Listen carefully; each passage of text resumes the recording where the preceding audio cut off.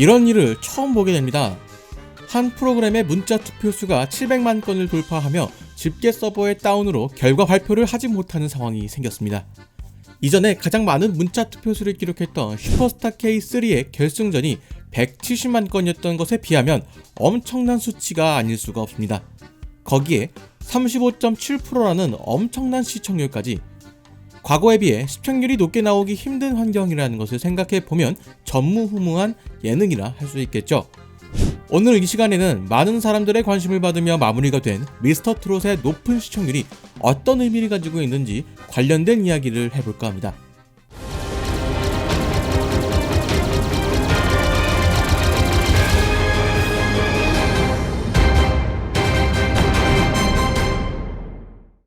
미스터트롯 이전에 가장 인기 있는 오디션 프로그램이었던 슈퍼스타 K가 있습니다. 앞서 언급했던 것처럼 시즌3의 결승전 문자 투표 수가 170만 건이었습니다. 2011년 방송 당시 케이블 시청률이 1%만 넘어도 대박이라고 말하던 때에 평균 시청률이 10%가 넘었다는 것은 상당한 성과였습니다. 슈퍼스타 K의 성공 요인에는 실력 있는 참가자들의 무대를 보는 재미도 있었겠지만 새로운 스타의 탄생 및 성장을 지켜본다는 재미가 있습니다. 거기에 투표를 통하여 자신이 선택한 사람의 성공을 만들어줄 수 있다는 재미도 있겠죠. 이를 비슷하게 적용시킨 수많은 오디션 프로그램들이 있었지만 미스터트롯은 유독 더 큰 성공을 거두었습니다. 또 한 가지 독특한 점은 높은 시청률을 기록하는 프로그램들은 주말이나 금요일 저녁에 편성되는 경우가 많습니다. 실제로 슈퍼스타 K가 인기가 있었을 때는 금요일 저녁에 편성이 되었고 이전에 인기 있던 무한도전이나 1박 2일 역시 주말 예능이었죠. 평일 예능이 이렇게까지 큰 성공을 거둔 것은 상당히 이례적입니다. 정리하자면 미스터트롯은 종편 채널에서 평일에 방영된 트로트 오디션 프로그램이라는 것입니다.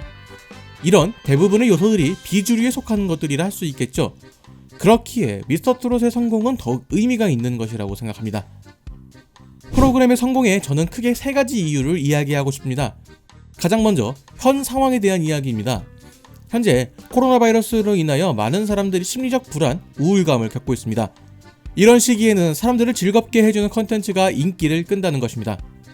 이는 1930년대에 미국의 경제대공황과 미국 뮤지컬 영화의 부흥 시기가 비슷하다는 근거로 얘기해볼 수 있습니다.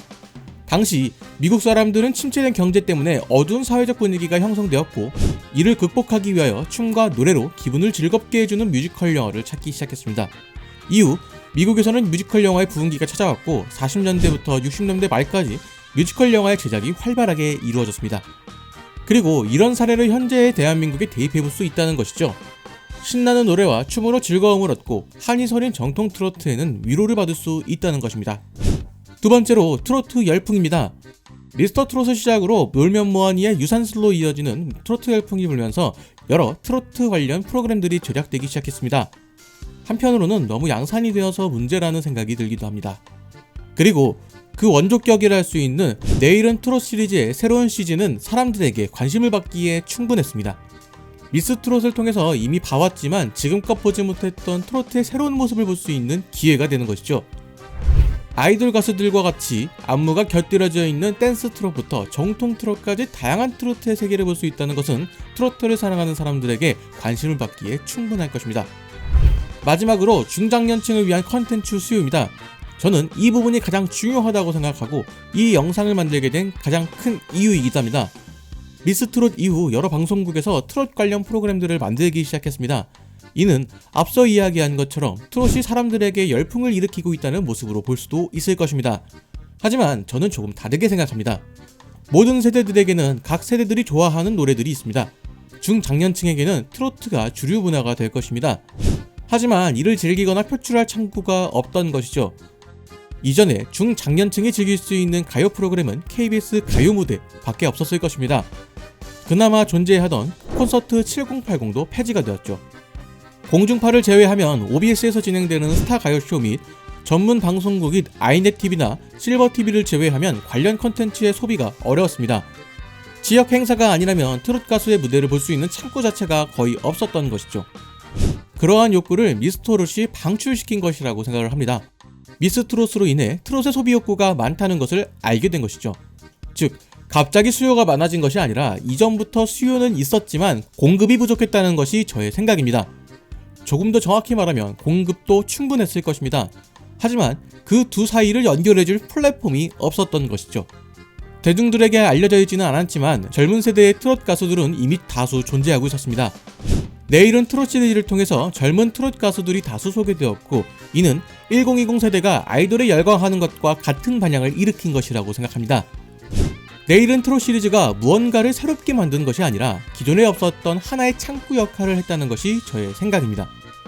이미 새로운 트롯 가수에 대한 열망이 있었던 중장년층과 트롯 가수 사이에서 가교 역할을 제대로 한 것이죠.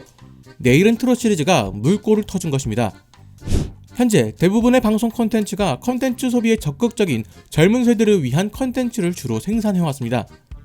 결론적으로 미스터트롯은 그동안 부족했던 중장년을 위한 콘텐츠 제작에 방점을 찍는 프로그램이 된 것이라 생각합니다. 실제로 미스터트롯의 시청률은 30%가 넘었지만 인터넷 화제성은 그만큼을 보이지는 않습니다. 오히려 시청률 14%의 이태원 클라스가 더욱 자주 거론되고 있죠. 물론 드라마와 예능의 차이일 수도 있겠지만 두 프로그램의 2040 시청률이 비슷하다는 것을 보면 대략 짐작이 가능할 것입니다. 이 정도에서 영상을 마무리하려고 했지만 마지막 방송에서 큰 논란이 발생했습니다. 생방송 투표의 결과 공개가 보류되는 초유의 사태를 맞이하게 된 것이죠.